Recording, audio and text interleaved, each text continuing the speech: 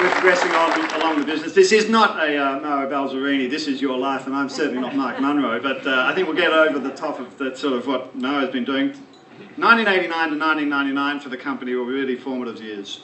It was a rapidly developing first 10 years, and Wellard's second decade was focused on consolidation and dealing with challenges that confronted the live export industry.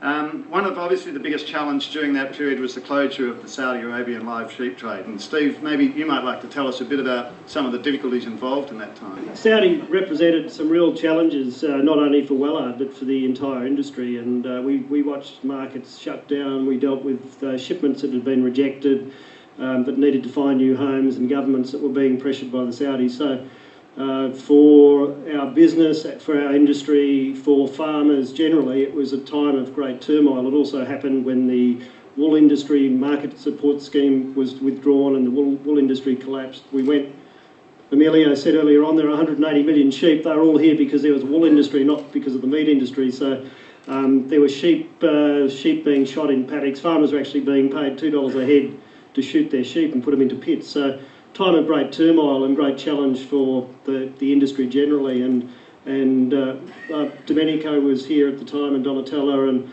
we had to restructure the business, work on new markets, and you know, to the credit of the people involved, we were able to overcome all of those challenges.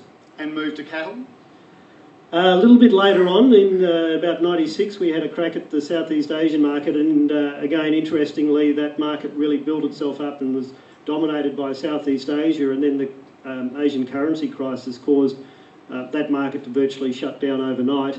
But because of the floating dollar, the dollar also collapsed and allowed the cattle ships to go on the long-haul trade to Egypt and Libya, where we had some considerable expertise through the Italian colonisation of Libya in particular, and the Balzerini's family's interest.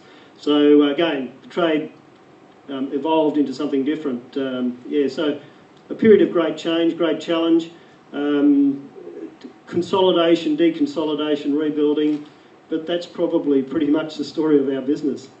And then at the end of the 90s, and we'll come back to this, but then the end of the 90s, having to deal with foot and mouth disease, mad cow disease, you know, the challenges has continued to roll on. But Wellard, always in their typical fashion, has their eyes firmly fixed on the future.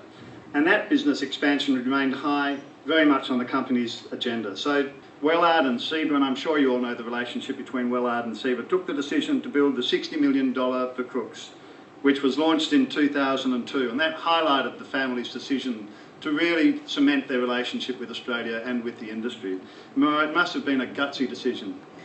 It was, and actually it was very much debated also within our company and our family. It was the first time that somebody attempted to build a vessel this size new.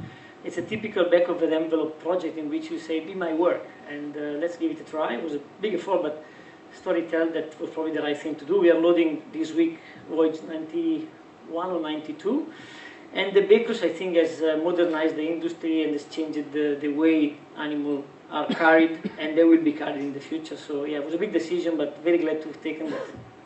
For the industry, and I think most of you would appreciate it, building the Crooks and building something that was high quality and substantially focused just on improving the quality of this industry gave rise to something that the industry could be proud of. For us, and for where I am in a PR company, it was exciting and it was new. And for some reason, they wanted me to record this. Well, thanks, Paul. And ladies and gentlemen, don't you think I'm doing a great job?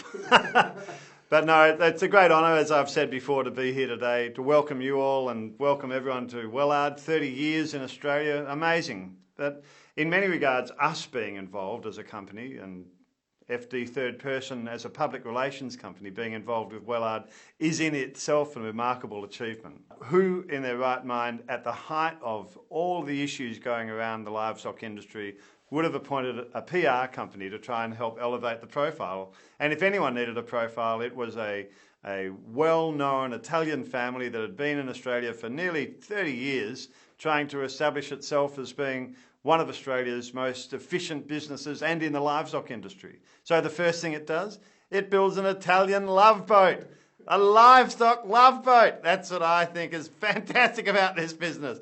It got launched, but Crooks was launched. We went down and had a look at it. cattle as happy as could be, and sheep looking forward to get on board. But no, thanks very much for having us involved in today, and we look forward to every success coming your way, and look forward to a great future for Wellard. Back to you, Paul. Thank you. Yeah, thanks very much, Paul.